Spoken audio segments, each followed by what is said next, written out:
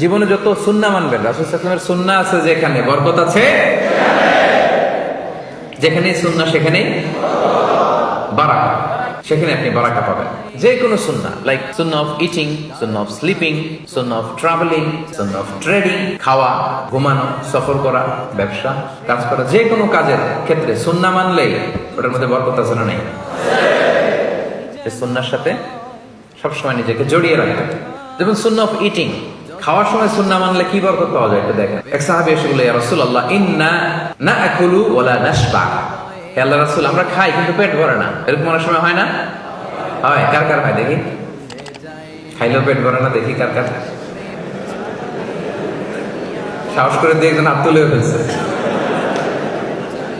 ঠিক আছে, সৎ সাহসের জন্য ধন্যবাদ। হতে পারে যারা কাজ করে বেশি, চিন্তা করে বেশি, ক্ষুধা লাগে।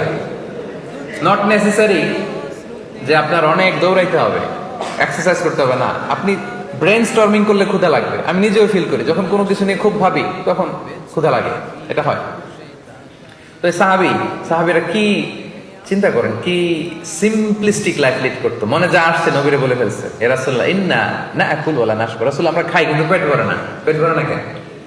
রাসূল সাল্লাল্লাহু আলাইহি ওয়াসাল্লাম দেখেন কি বলে। রাসূল সাল্লাল্লাহু আলাইহি ওয়াসাল্লাম বললেন, লাআল্লাকুম তাআকুলুনা মুতাফাররিকিন।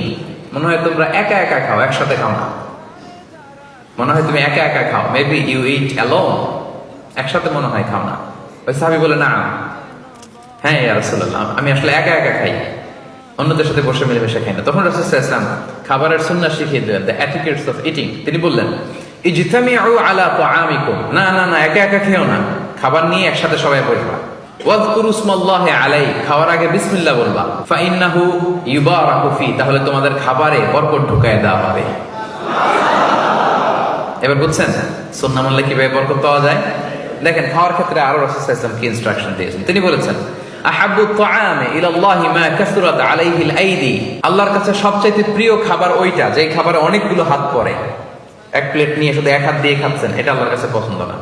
একটা খাবার নিয়ে অনেকগুলো মানুষ বসে চারদিক থেকে নিয়ে নিয়ে খাচ্ছে, এই খাবারটা আল্লাহর কাছে বেশি প্রিয়। সুবহানাল্লাহ। তাহলে একা একা খাবেন না, বাসায় যে স্ত্রীকে নিয়ে খাবেন, ছেলে মেয়েদের নিয়ে খাবেন, বাবা মাকে নিয়ে খাবেন, বন্ধুদের একসাথে খাবেন। এবং খেয়াল করে দেখবেন, একা একা খেলে যে টেস্ট পাওয়া যায়, কয়েকজন মিলে খেলে এটা টেস্ট বেড়ে যায় কয়েক গুণ। কি বলেন? পারে না? বাড়ে। দেখবেন, খেয়াল করে দেখবেন, তাহলে বেশি বরকত।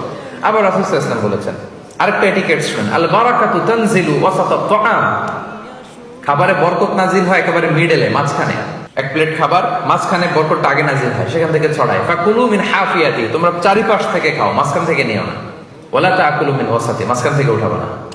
তাহলে লেটস সে বিরিয়ানি আনা হলো এক বোল, আপনি যখন ডিস্ট্রিবিউট করবেন বা খাবেন, আপনি এক পাশ থেকে শুরু করবেন, করতে করতে করতে করতে মাঝখানে যাবেন। অনেকে একবার মাঝখান থেকে দেয়া শুরু করে, না, বরকত নামে ওই জায়গায়, ওইটাই যদি একজনকে দিয়ে দেন তো বাকিরা বরকত পাওয়া লাগবে না? হ্যাঁ, তাহলে বুঝে শুনে না? আচ্ছা, মাশাআল্লাহ, এই তো বুঝতেছেন। আরো কি বলেছেন রাসূল সাল্লাল্লাহু আলাইহি ওয়াসাল্লাম, তুআমুল ওয়াহিদি ইয়াকফিল ইসনাইন। দেখেন আমাদের ইসলামিক ভ্রাতৃত্ববোধ কত সুন্দর। একজনের খাবার দুইজনের হয়ে যায়, রাসূল সাল্লাল্লাহু আলাইহি ওয়াসাল্লাম বলেছেন। তুআমুল ইসনাইনি ইয়াকফিল আরবাআ, দুজনের খাবার চারজনের হয়ে যায়। তুআমুল আরবাআ ইয়াকফিল আস-সামানিয়া, চারজনের খাবার আটজনের হয়ে যায়। এটা আমাদের ভ্রাতৃত্ববোধ। একটা বঙ্কুস চাইলে দুজনে খাওয়া যায় না? কথা কন না কেন? নাসি করে আয়াম, মজা করে খায়াম। তো নাসি করে আয়াম নিয়ে আসছেন আপনি এক বক্স, এটা দুজনে মিলে খেলে হবে না? হবে না? এটাই শিখেছে ইসলাম আমাদের। আনলাম, তুমি একটু আমি একটু, ভাগ করে হয়ে গেছে খাবার। দুইজনের খাবার চারজন শেয়ার করা যায়, রাসূল সাল্লাল্লাহু আলাইহি ওয়াসাল্লাম বলেছেন। চারজনের খাবার আটজন শেয়ার করা যায়। আলহামদুলিল্লাহ পড়েন। কি সুন্দর এটিকেটস তিনি আমাদেরকে শিখিয়েছেন। তাহলে আমরা জানলাম, এটা তো শুধু খাওয়ার ক্ষেত্রে আমি বললাম, এরকম সব কিছুর ক্ষেত্রে রাসূল সাল্লাল্লাহু আলাইহি ওয়াসাল্লামের সুন্নাহ আছে না? ফলোইং সুন্নাহ, সুন্নাহ মানলেই বরকত নেমে আসবে।